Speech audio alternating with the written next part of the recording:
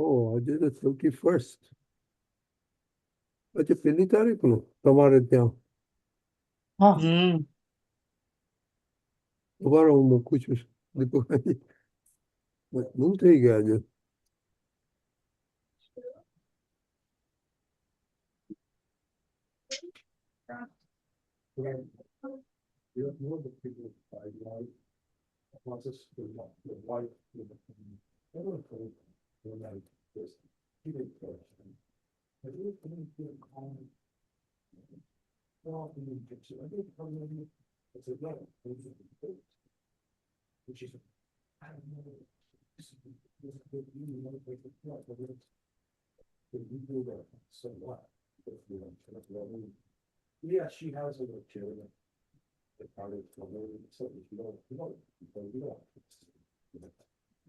Okay દીપકભાઈ.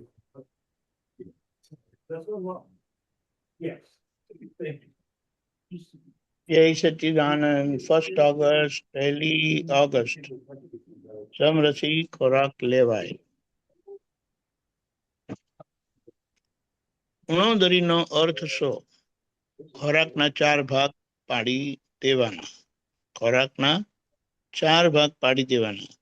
2 ભાગ રોટલી શાકના, 1 ભાગ પાણી અને 1 ભાગ ખુલ્લો રહેવા દેજો વાયુ સંચાર માટે. 2 ભાગ રોટલી શાકના, 1 ભાગ પાણી અને 1 ભાગ ખુલ્લો રહેવા દેજો વાયુ સંચાર માટે. કેટલી વખત આપણને આફરો ચડે છે ને, એટલે કે બહુ ડિસ્કમ્ફર્ટ થાય આપણને. પણ એ ક્યારે થાય? આવું થાય ત્યારે ગેપ ના છોડેલો હોય અને છેક લગી ભરાઈ ગયેલું હોય કે ભરી દીધું હોય, આપણે કહીએ એવું છે. એટલે ઉણોદરી એક વસ્તુ અહીંયા સમજવાની, કેટલીક વસ્તુ જે દાદાએ કીધી છે, દાખલા તરીકે તમે આમ કરો તો ને, તમે આમ બોલો તો ને, આ તો મહાવીર ભગવાન જેવા રાખે એવું છે. અમુક જગ્યાએ આપણે ફક્ત નિશ્ચય જ કરવાનો છે, અને ખરે તો આમ તો નિશ્ચય જ કરવાનો છે, પણ આજ્ઞાનો ભાગ જ્યાં આવે, આજ્ઞા સ્વરૂપે આવે, તો ત્યાં કીધું કે કરવાનું છે, ત્યાં કરવાનું છે. એટલે કીધું કરો તો ને. એટલે આ ઉણોદરીનું અને ઉણોદરી તપના માટે જે દાદા ભગવાને કીધું છે, એનો મતલબ શું થાય કે ભૂખ હોય, આખા પેટની ભૂખ હોય તો અડધું પેટ ખાવાનું, એમ કે ને. એટલે 4 રોટલીની ભૂખ હોય તો 2 રોટલી ખાવાની, 6 રોટલી ખાતા હોય તો 3 રોટલી ખાવાની. ધીમે ધીમે કરજો, પણ હેતુ શું છે કે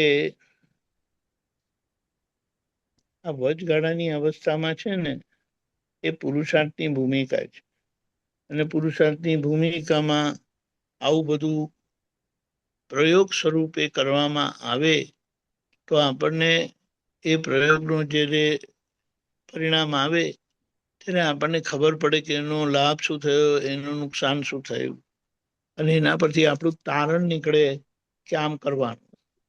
દાદાએ કીધું આખા જીવન દરમિયાન, દાદાના આખા જીવન દરમિયાન દાદા કે જે સમ ખાવા પૂરતો પણ અમે ઉપવાસ કર્યો નથી. સમ ખાવા પૂરતો પણ ઉપવાસ કર્યો નથી, માટે કહેવાનો મતલબ શું? એક પણ ઉપવાસ કર્યો નથી,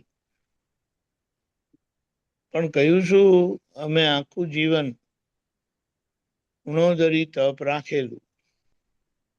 અને ઉણોદરી તપ એટલે જે અહીંયા સમજાવ્યું એવી રીતે 2 ભાગ, પેટના 2 ભાગ સાઈઝ, એટલે 4 ભાગમાં ડિવાઈડ કરી દેવાનું પેટને. તેમાં 2 ભાગ રોટલી શાકના, 1 ભાગ પાણીનો અને 1 ભાગ વાયુ સંચાર માટે. હમ. એટલે એક ભાગ ફ્રી રાખવાનો, 4 ભાગમાં ડિવાઈડ કરીને. અને એક જ વસ્તુ છે કે આપણે છે ને ડાબીને ખાતા ટેવાયેલા છે.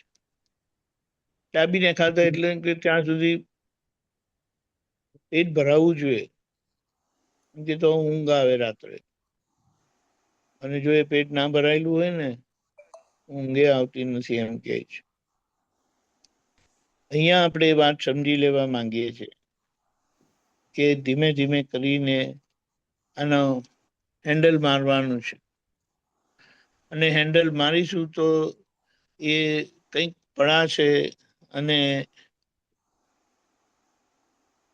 એ પ્રયોગનું પરિણામ શું આવે એ તમને ખબર પડશે. પહેલી વાત તો એ છે કે એક માપ બહુ સરસ આપ્યું છે, જરૂરત કરતા વધારે ખાધું. તમે જરૂરત કરતા વધારે ખાધું ને તરત ખાધા પછી ચોખા નહીં ખાધેલા હોય ને તો એ આડા પાડવાનું મન થાય. કહેશે કે ચોખા આડા પાડવા પડે છે. આ બધા કંઈક પ્રમાણ છે. અને જમ્યા પછી કામ કરવાનું હોય ને તો તમે કરી શકો એટલું તમારે ખાવું જોઈએ. અમુક અમુક પ્રમાણ બધાને ખબર પડે એવા છે. અને સ્વાભાવિક જ્યારે કામ કરતા હોય, સમજો ઓફિસ જતા હોય કે એવી રીતે કારખાને જતા હોય કે જ્યાં કામ કરતા હોય, ત્યારે એ કામ કરતા વખતનો બધાને અનુભવ છે કે ઘરથી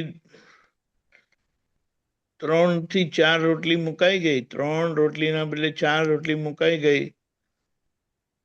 તો 1 રોટલી પાછી આવે. અને વખતે જો એ 4 રોટલી ખાઈ લે ને તો એમને આખી બપોર કાઢવી ભારે પડે. એટલે આ જે ઉણોદરી કીધી છે ને તે બેસ્ટ કીધી દાદાએ.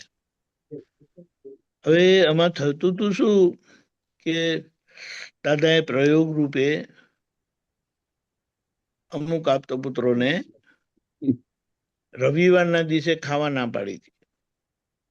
એટલે તમારે એમ કે આખો દિવસ ઉપયોગપૂર્વક રહેવું, પાણી પીવાય. તે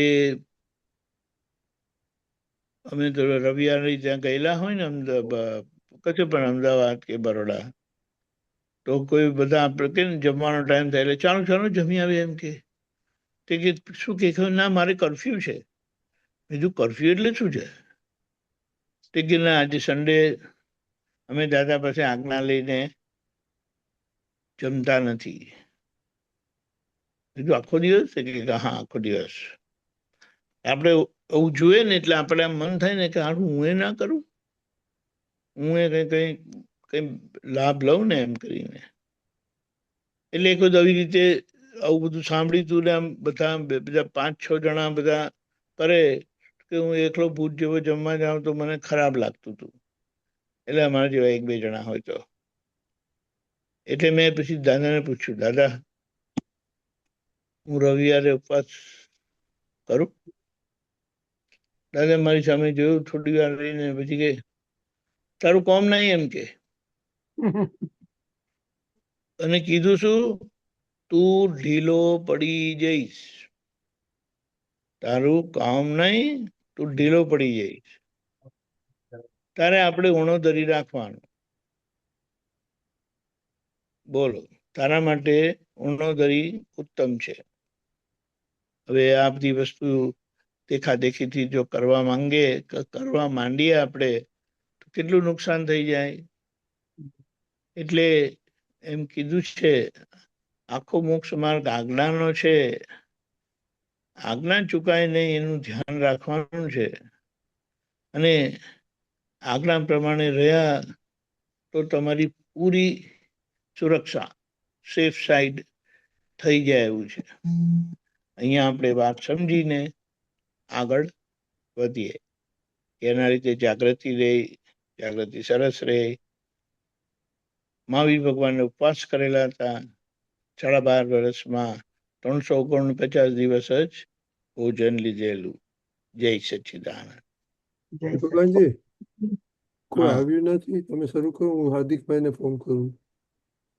ઓકે. હસમુખભાઈ આવવાના છે? પણ નથી ખબર. Okay, I'll check. Go ahead. जय सच्चिदानंद। प्रातः विधि। श्री सिमंदर स्वामी ने नमस्कार नमस्कार नमस्कार। श्री सिमंदर स्वामी ने नमस्कार नमस्कार नमस्कार। श्री सिमंदर स्वामी ने नमस्कार नमस्कार नमस्कार। श्री सिमंदर स्वामी ने नमस्कार नमस्कार नमस्कार। श्री सिमंदर स्वामी ने नमस्कार नमस्कार नमस्कार। वात्सल्य मूर्ति दादा भगवान ने नमस्कार नमस्कार नमस्कार। वात्सल्य मूर्ति दादा भगवान ने नमस्कार नमस्कार नमस्कार। वात्सल्य मूर्ति दादा भगवान ने नमस्कार नमस्कार नमस्कार। वात्सल्य मूर्ति दादा भगवान ने नमस्कार नमस्कार नमस्कार। वात्सल्य मूर्ति दादा भगवान ने नमस्कार नमस्कार नमस्कार। પ્રાપ્ત મન વચન કાયાથી આ જગતના કોઈ પણ જીવને કિંચિત માત્ર દુઃખ ન હો ન હો ન હો। પ્રાપ્ત મન વચન કાયાથી આ જગતના કોઈ પણ જીવને કિંચિત માત્ર દુઃખ ન હો ન હો ન હો। પ્રાપ્ત મન વચન કાયાથી આ જગતના કોઈ પણ જીવને किंचित मात्र दुख न हो न हो न हो। प्राप्त मन वचन काया थी आ जगतना कोई पण जीवने किंचित मात्र दुख न हो न हो न हो। प्राप्त मन वचन काया थी आ जगतना कोई पण जीवने किंचित मात्र दुख न हो न हो न हो। केवल शुद्धात्मा अनुभव सिवाय आ जगतनी कोई पण विनाशी चीज मने खपती नथी। केवल शुद्धात्मा अनुभव सिवाय आ जगतनी कोई पण विनाशी चीज मने खपती नथी। केवल शुद्धात्मा अनुभव सिवाय आ जगतनी कोई पण विनाशी चीज मने खपती नथी। केवल शुद्धात्मा अनुभव सिवाय आ जगतनी कोई पण विनाशी चीज मने खपती नथी। केवल शुद्धात्मा अनुभव सिवाय आ जगतनी कोई पण विनाशी चीज मने खपती नथी। प्रगट ज्ञानी पुरुष दादा भगवाननी आज्ञामां ज निरंतर रहवानी परम शक्ति प्राप्त हो प्राप्त हो प्राप्त हो। प्रगट ज्ञानी पुरुष दादा भगवाननी आज्ञामां ज निरंतर रहवानी परम शक्ति प्राप्त हो प्राप्त हो प्राप्त हो। प्रगट ज्ञानी पुरुष दादा भगवाननी आज्ञामां ज निरंतर रहवानी परम शक्ति प्राप्त हो प्राप्त हो प्राप्त हो। प्रगट ज्ञानी पुरुष दादा भगवाननी आज्ञामां ज निरंतर रहवानी परम शक्ति प्राप्त हो प्राप्त हो प्राप्त हो। प्रगट ज्ञानी पुरुष दादा भगवाननी आज्ञामां ज निरंतर रहवानी परम शक्ति प्राप्त हो प्राप्त हो प्राप्त हो। ज्ञानी पुरुष दादा भगवानना वितराग विज्ञानનું યથાર્થતાઈ કરીને સંપૂર્ણ સર્વાંગપણે કેવળ જ્ઞાન કેવળ દર્શન केवल चारित्रमा परिणमन हो परिणमन हो परिणमन हो। ज्ञानी पुरुष दादा भगवान ना वितराग विज्ञाननु यथार्थताई करीने संपूर्ण सर्वांगपणे केवल ज्ञान केवल दर्शन केवल चारित्रमा परिणमन हो परिणमन हो परिणमन हो। ज्ञानी पुरुष दादा भगवान ना વિતરાગ વિજ્ઞાનનું યથાર્થતાય કરીને સંપૂર્ણ સર્વાંગપણે કેવળ જ્ઞાન, કેવળ દર્શન, કેવળ ચારિત્રમાં પરિણમન હો, પરિણમન હો, પરિણમન હો. જ્ઞાની પુરુષ દાદા ભગવાનના વિતરાગ વિજ્ઞાનનું યથાર્થતાય કરીને સંપૂર્ણ સર્વાંગપણે કેવળ જ્ઞાન, કેવળ દર્શન, કેવળ ચારિત્રમાં પરિણમન હો, પરિણમન હો, પરિણમન હો.